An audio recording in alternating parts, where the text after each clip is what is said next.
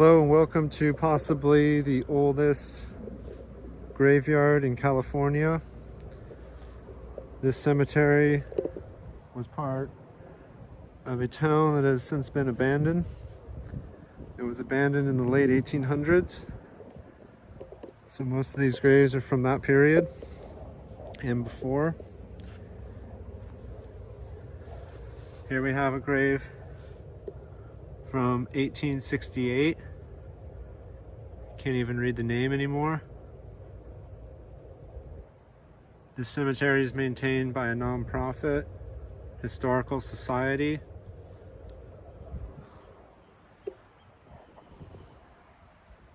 And it is what is left of a town called Purisima, California, that was settled before the gold rush. And there are hundreds of graves that have been lost to time. It rests right along the Pacific coast, as you can see there in the distance, in the horizon. It's an exceptionally clear day here on the California coast. It was a good day to film this video, and I just thought we'd walk around and see if we can't find any clues to the old world or to the inheritors. Here we have another grave. Born 1835, died 1893. Says she was born in London, England.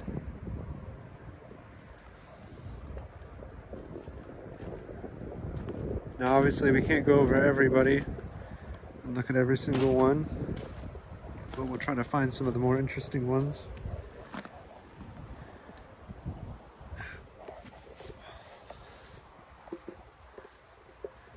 This looks like an old one here.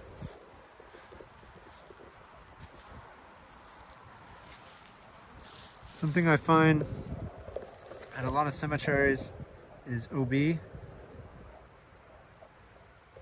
anybody knows what OB means, leave it in the comments.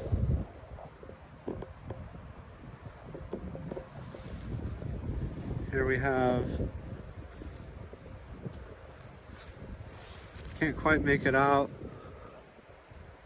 Andres Oysterman, born in Germany, January 5th, 1839, died 1893, 54 years, 7 months and 17 days old. Looks like there used to be a capstone here that's missing. A lot of these graves have been vandalized over the years. And another thing that's interesting is that this was buried, and some people didn't even really know that it was here until people came and started actually clearing it out and exposing this graveyard. Was actually almost lost. And the other interesting thing is here down in this valley, down yonder, is a whole town, a school, houses, stores, buildings. You know, it's all swallowed up though. It's not even accessible anymore. It's all down in there, down in this valley here, right here on the Pacific coast. So just to give it a little bit of context, that's the Pacific Ocean there.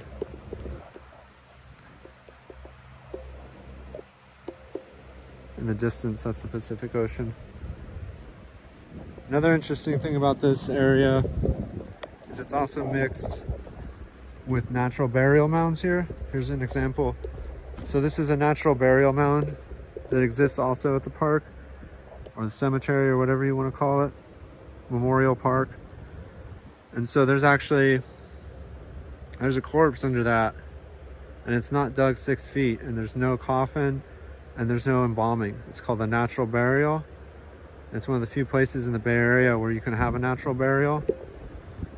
So that's a more recent burial actually. So there's actually a mix of recently deceased and then also people deceased in the 1800s.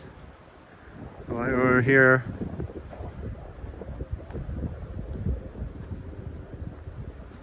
There's another old section here. Two hands shaking, and then the can't make it out. It was actually cracked. See, it's cracked, and someone put it back together, so that's why there's that discoloration. Probably part of it was buried, and the other part was probably still exposed to the elements. This one here can barely make it out, but it says something about May 6, 1881 is when they died. Aged 2 months. 2 months and 9 days. So it's an infant, newborn. Sad. Moving on here, we have Denmark.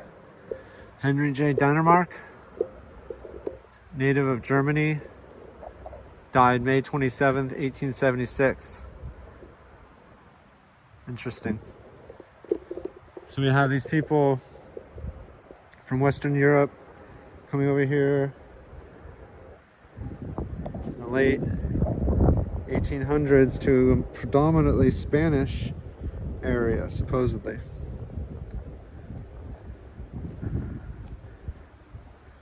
Here we have John Butz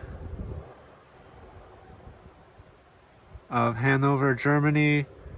Died 1888 or 1889, I can't quite tell.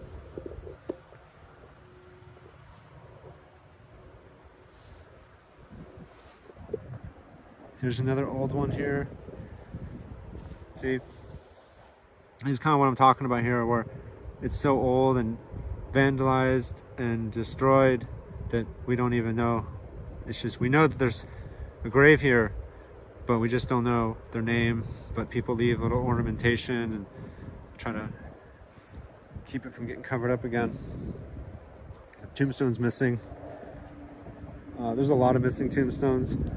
Like I said, there's a lot of graves, but I could be walking over graves right now and not even know it. First time I came here, it wasn't like this. They've done a really good job of cleaning it up. Used to not even be able to navigate this without tromping through all kinds of foliage. Here we have a new one. See, 2018. So they kind of mixed it up.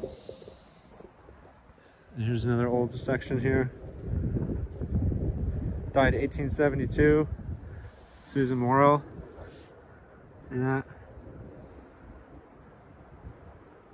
22 years old.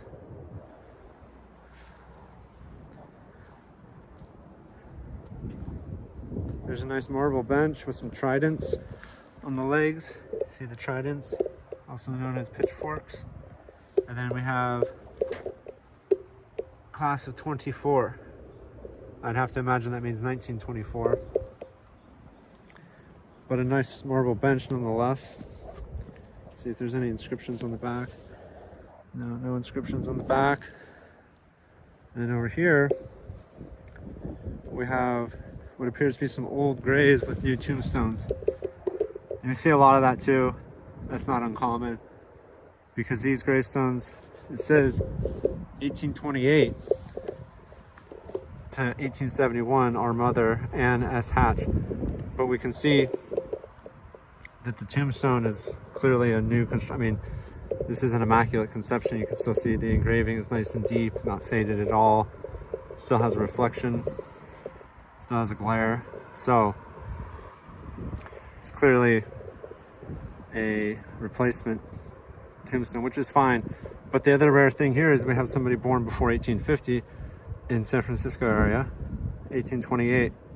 So that's a good find, in the sense that they were born before 1850, which is usually, it's rare to find somebody that was, you find a tombstone of somebody that was born before 1850. So that's a good find. You can look her up later, see what her story is. Moving on. It's actually quite large graveyard. It's just not very organized. It's not in a grid or anything. It's very haphazard due to the history, due to it being so old and having suffered a lot of damage from the weather and vandalism.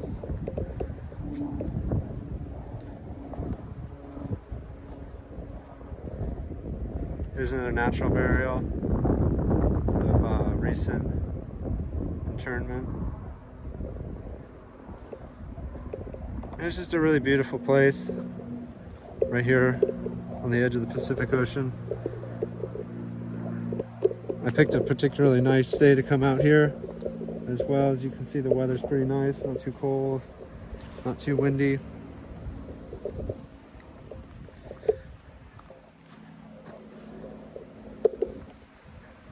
Nice lookout spot here.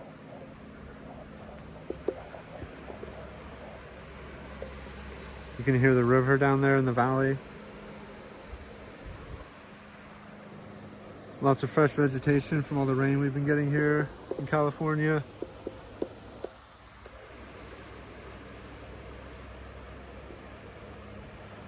Sun looking local as ever.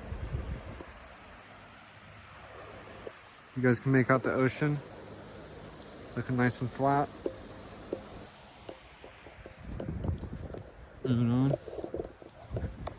Go down the trail here. Yeah, this is definitely one of the older burial spots in the San Francisco Bay Area. Definitely an interesting history about the old towns. Too bad I can't find a way down into this valley, because down in this valley there's other buildings that have been swallowed up by the earth. There's another burial mound, a festive one at that.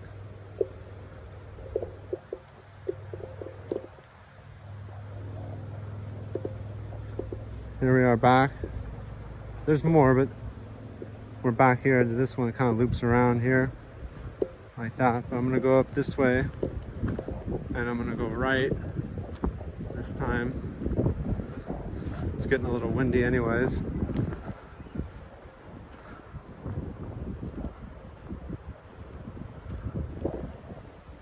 Spooky tree.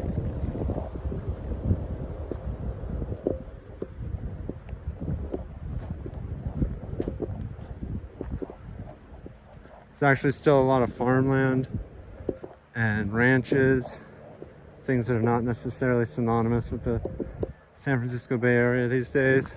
Out here, it's actually kind of rural area. Another one here that was born before 1850. We have Henry Fry, or Frey, I should say, 1821 to 1898. So we have another pre-1950 birth, which is rare, actually, in this part of the Bay Area, especially a name like that. And then presumably his wife Anna, 1827 to 1896. Could be the original tombstone, might not be the original tombstone, hard to say. Could have been preserved. A lot of the tombs and graves have varying stages of deterioration or age to them, because like I said earlier in the video, this cemetery was buried due to the weather and vandalism and so forth. But chances are they probably weren't born in the United States, especially California. Could be inheritors from Europe, chances are. Might not even be their birth name, hard to say. Here we have another German. It says born in, what is this, Otto Borum? Can't quite make it out. Born in Horsheim, Germany, 1810. Died June 9th, 1893. So that's a pretty good run. 51 years for back then. So 1810. Wait, that doesn't make any sense. 1840, excuse me, that's a 4, not a 1. Okay, sorry. So that makes more sense. All right. So another native of Germany. Let's go over here. See, we have another one here. This old wrought iron. the ivy growing over it. There's definitely some tombs here, so we can see one here missing a capstone. See there with the ivy, the tree going through it. Tree probably wasn't even here. I got some type of nest up in there. The tree probably wasn't even here when the grave was put originally. The tree's not that old. And the grave's probably from the 1800s. We go over yonder, through here. See another remnants of an old fence. Kind of go through here, see what's over here. Luckily the wind died down, so hopefully you guys can hear me a little bit better. So yeah, we'll go through here, follow this little path into this fenced off area. So you can tell that this is like really old fence. It's like got that old world kind of patina to it. There was probably even a gate that latched on right here. See, but the gate's gone now. So it's pretty good sized plot here. Oh, there is a name. Okay. We're missing the capstone for sure though, but we still got a name. So Nellie G, wife of Raul G.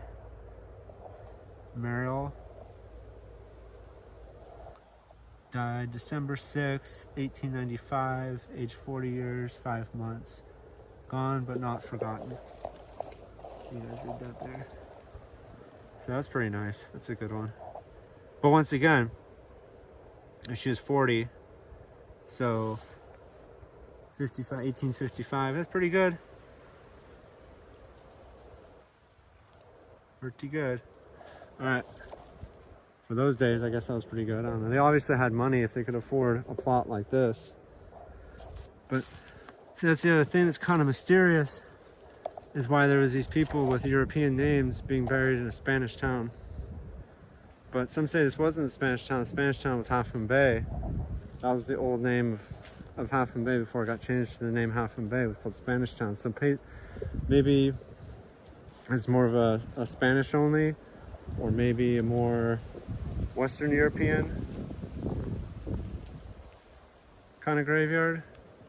Not sure. Could do some research, obviously. Leave it in the comments. I'll leave some links to any kind of relevant information. Let's go this way again, and then we're gonna turn a different way though. So I think there's a few graves over here I missed. Yeah, there's one back here I didn't get the first time around. And the group that takes care of this place now is called the Green Burial Council.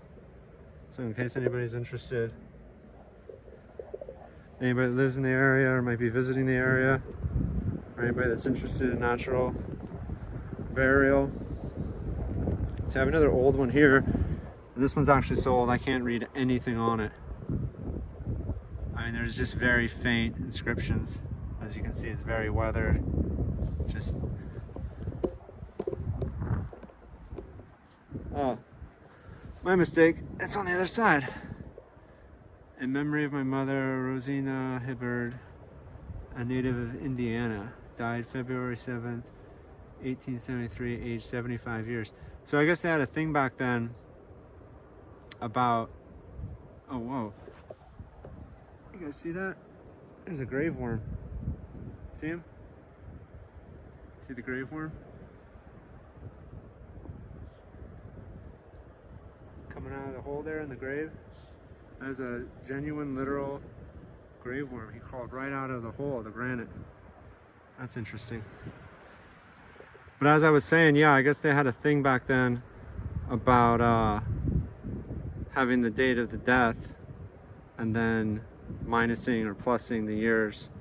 So 75 years old, and she died in 1873, so she was actually born, correct me if I'm wrong, but if my math's right, she was actually born in 1798. That makes sense? She was born in 1800, she'd be 75 years old, minus 2, so she was actually born in 1798.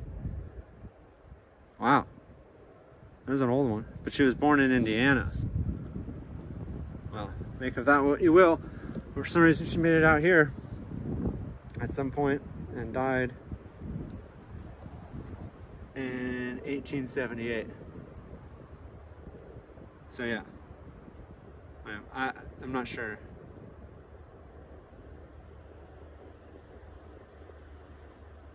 Yeah, no, it had to be, right? I mean, correct me if I'm wrong. I know. I just got off work, so my math might be a little fuzzy, but I'm pretty sure that I'm right about that. But if I'm wrong, I'll correct myself in the comments. There's some fresh burial here. There's another old one here. Let's see, it's on the other side. 1976. See, so that's a new addition, newer addition. That's what I'm trying to say about this graveyard, is it's a little bit of a mix, and that kind of makes it interesting too. Just how random it is. Come down here. I believe these are markers for future. These are either markers for future burials or where they believe there may be an unknown tomb or an unknown grave. I'm not sure, but these could be reserved.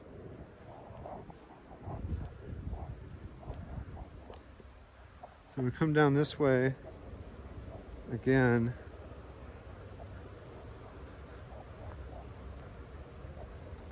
Loop back around to the newer section.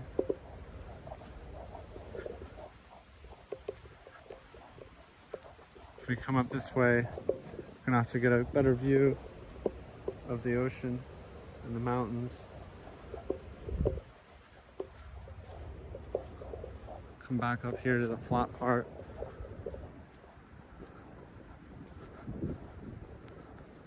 Another interesting thing that I might have overlooked earlier in the video was this big area here, this big pad here. There used to be all kinds of graves here, but over time the tombstones have been broken or stolen. See? Yeah, just fragments. See, these are just some of the fragments that are left. See, this one doesn't even have a date anymore. You see? Kind of sad, but that's how time works. Some more fragments here. So who knows how old these are. Very tiny too. Very modestly sized.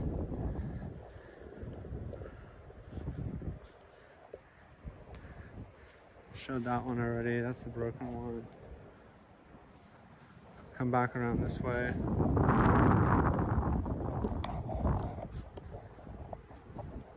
Very beautiful place though. Not a bad place to be buried. Not a bad place to visit. Not a lot of people know about this place. Partially because, like I said earlier, prior to about a decade ago, it was more or less buried. And a lot of people couldn't even see it from the road. Now it's a pretty prominent landscape or landmark on the landscape. And the other interesting thing is the families are allowed, I believe, to decorate their families, these natural burials, pretty much however they want. So you see a lot of eclectic ornamentation, like this kind of Blair Witch Project looking thing here. This wreath with on the stilts. The crown of kind of like a nest kind of thing here. Really interesting. Kind of beautiful. It says, "I love you, miss you." So people kind of tied little notes to it. So that's cool. That's sweet. Obviously this person was loved and appreciated in their life by their family and friends. So I believe that's not all.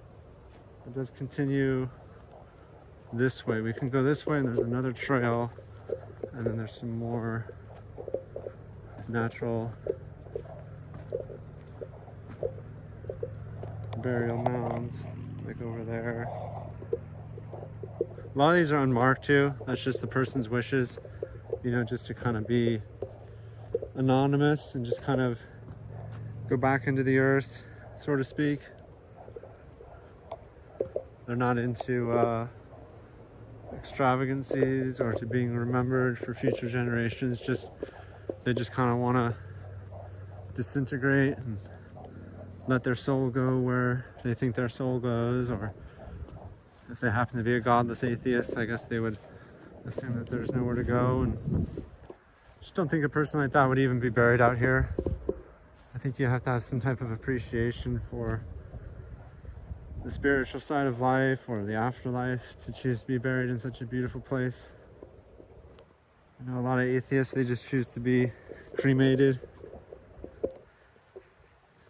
They don't see any value in the ritual of burial or the act of remembrance for the ones that they leave behind.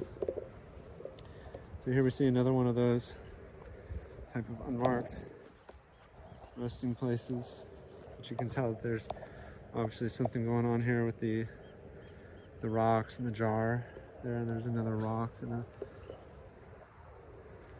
little shrub here that was probably put at the date of internment. Just a really beautiful place out here on the coast. We see another one here. Got a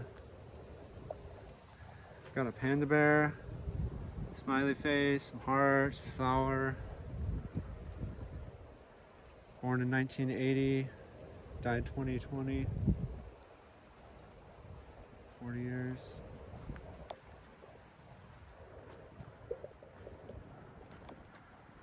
Just like I said, there's fields here, mountains, hills.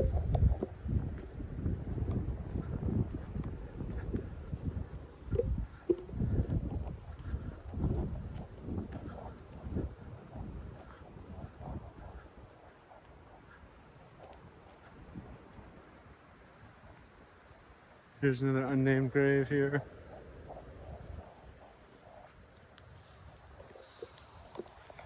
The people that maintain this property are doing a lot as far as planting new trees and keeping up with erosion and trying to preserve the natural beauty of this area. See, we can see another tree that was planted in memorial. Over here, they've been clearing out a lot of the brush to make more room for more burials and just to kind of open up the place a little bit.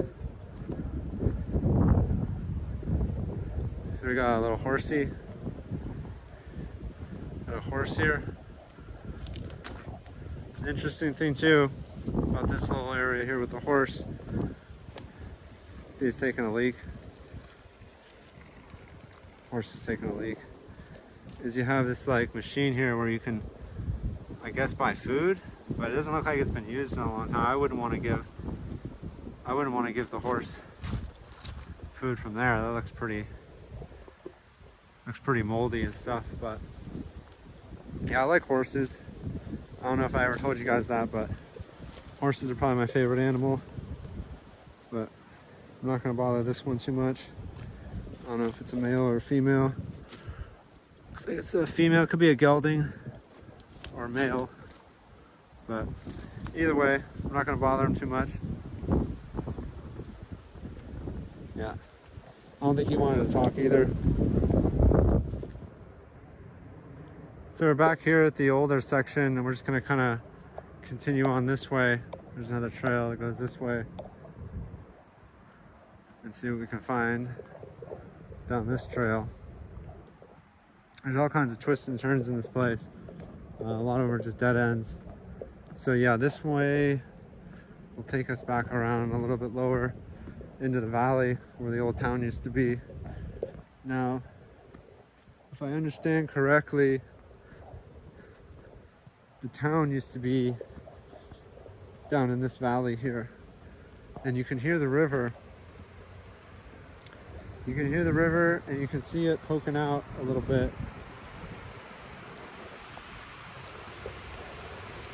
You can see the water down there a little bit. But that's where the town used to be.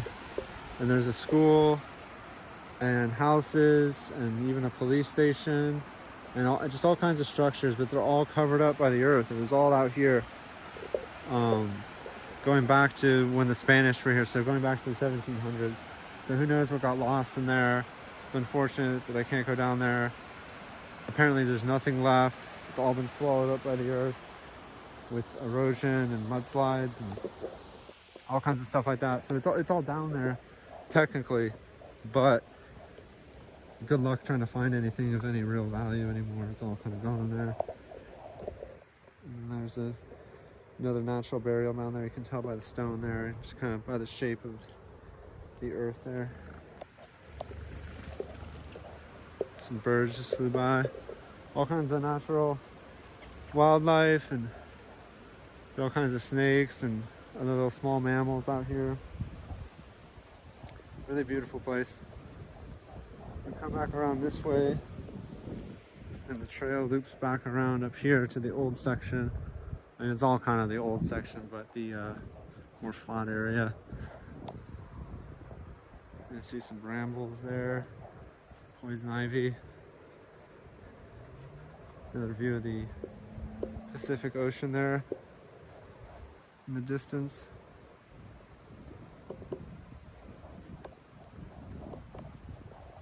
Come up this way here, this clearing. There's a very fresh mound, a very fresh internment. You see there, fresh flowers. And you see down here, you can see the river. You can certainly hear it. But yeah, nice view of the sun. Nice view of the ocean. Moving on. Sorry, it's getting a little windy.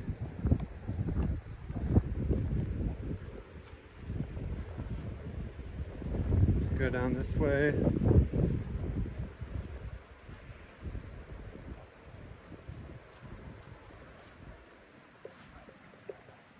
This kind of just hugs the perimeter. Down there's a big valley and a river that feeds out into the Pacific Ocean.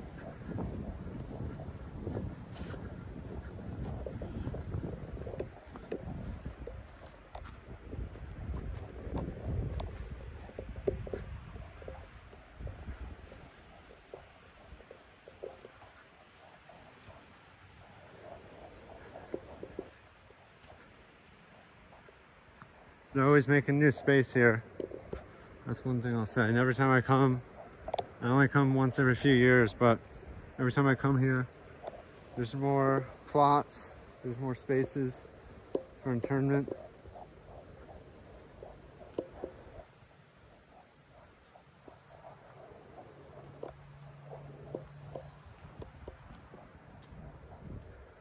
And that just leads back to the road. We'll actually go this way.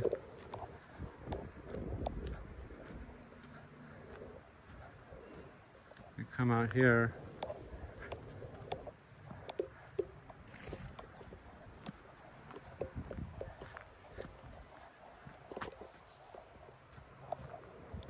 And there's another exit this way.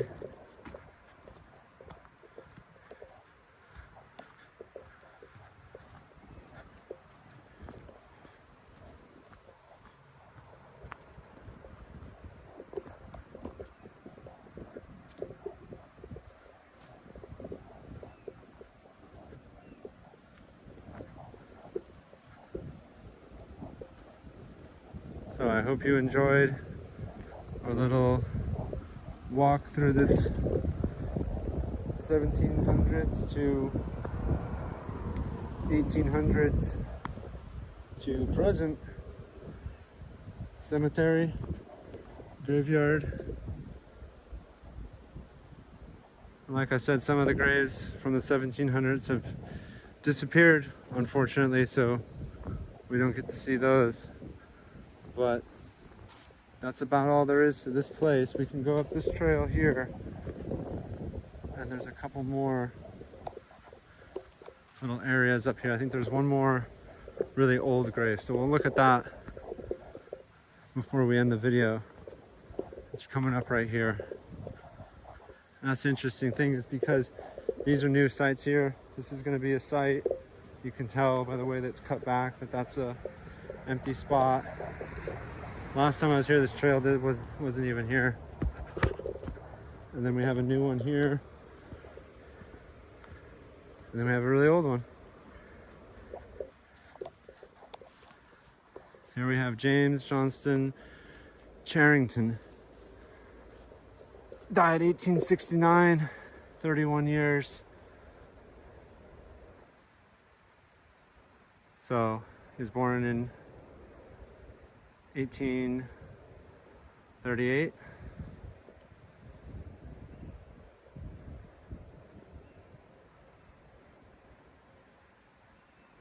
And I think I'm just gonna leave it at that. Maybe I'll do a part 2, but for now, goodbye, and thanks for watching.